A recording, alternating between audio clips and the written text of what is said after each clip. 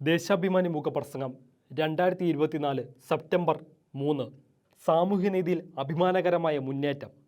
സർക്കാർ നിയമനങ്ങളിൽ സംവരണതത്വം പാലിക്കുന്നതിൽ Kerala public service commission രാജ്യത്ത് ഒന്നാമതാണെന്ന വിവരം സാമൂഹ്യനീതിയുടെ കാര്യത്തിൽ സംസ്ഥാനം പുലർത്തുന്ന ജാഗ്രതയുടെ വ്യക്തമായ സൂചനയാണ്.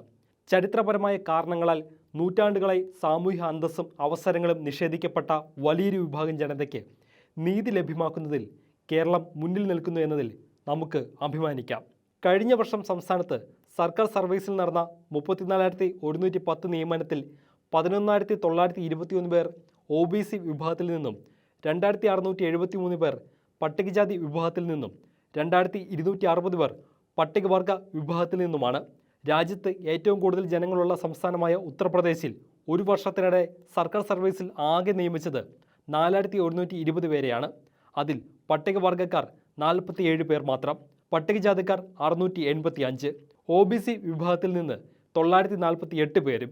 ഉയർന്ന ശമ്പളം ലഭിക്കുന്ന ഗ്രൂപ്പ് A-B വിഭാഗങ്ങളിൽ ജോലി ലഭിച്ച സംവരണ വിഭാഗത്തിൽപ്പെട്ടവരുടെ എണ്ണമാകട്ടെ തീരെ കുറവും.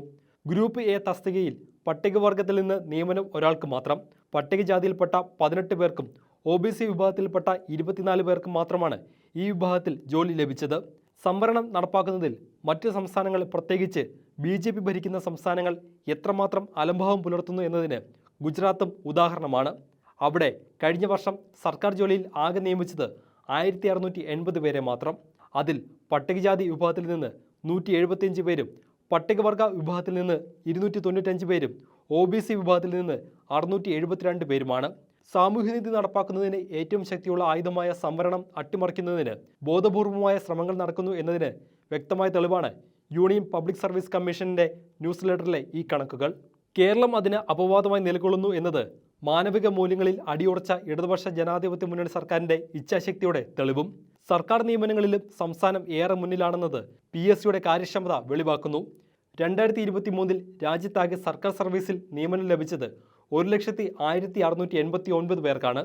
അതിൽ 34,110 നിയമനവും കേരളത്തിൽ നിന്നാണ്. മറ്റ് സംസ്ഥാനങ്ങളിൽ ഔദ്യോഗിക സംവിധാനങ്ങളെയും സംവരണ തത്വത്തെ അട്ടിമറിച്ച് പണവും സ്വാധീനമുള്ളവർ സർക്കാർ ജോലികൾ തട്ടിയെടുക്കുന്ന സ്ഥിതിയാണുള്ളത്. അതിനായി സമാന്തര സംവിധാനങ്ങൾ തന്നെ പ്രവർത്തിക്കുന്നു. കേരളത്തിലെ സർക്കാർ സർവീസ് ആകെ എടുത്താലും സംവരണം പാലിക്കുന്നതിലെ സൂക്ഷ്മത വ്യക്തമാണ്. ആകെയുള്ള 5,45,423 ജീവനക്കാരിൽ 51,783 പേർ പട്ടികജാതി വിഭാഗത്തിലും 10,513 പേർ പട്ടികവർഗത്തിലും 2,85,335 പേർ OBC വിഭാഗത്തിലും പെടുന്നവരാണ്. 1,96,837 പേർ മുന്നോക്ക വിഭാഗത്തിൽ പെടുന്നു. സംവരണത്തിനെതിരായ വാദങ്ങൾ ശക്തി പ്രാപിക്കുന്ന ഒരു കാലഘട്ടത്തിലാണ് സംവരണത്തിൻ്റെ നീതി നന്നായി മനസ്സിലാക്കിയ ഒരു സർക്കാർ ഭരിക്കുന്ന കേരളം ഇക്കാര്യത്തിൽ പ്രായോഗിക തലത്തിലും ഏറെ മുന്നേറുന്നു എന്ന വിവരം പുറത്തു വരുന്നത്.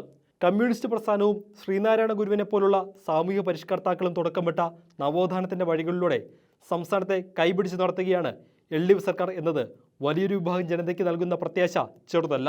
സവർണ ന്യൂനപക്ഷം ഭൂരിപക്ഷത്തെ അടിച്ചമർത്തിയ ഭീതിതമായ ഭൂതകാലത്തിൽ നിന്ന് ഇന്ത്യ ഇനിയും മുക്തമായിട്ടില്ല. ജാതി ഇന്നും ഇന്ത്യയുടെ യാഥാർത്ഥ്യമാണ്. ജാതി സൃഷ്ടിച്ച അതിക്രൂരമായ അസമത്വത്തിൽ നിന്നും അതിനീചമായ അവഹേളനങ്ങളിൽ നിന്നും ഉയർത്തെണീക്കുന്നതിനുള്ള ശ്രമങ്ങൾക്ക് തിരിച്ചടിയേറ്റ കാലം കൂടിയാണിത്.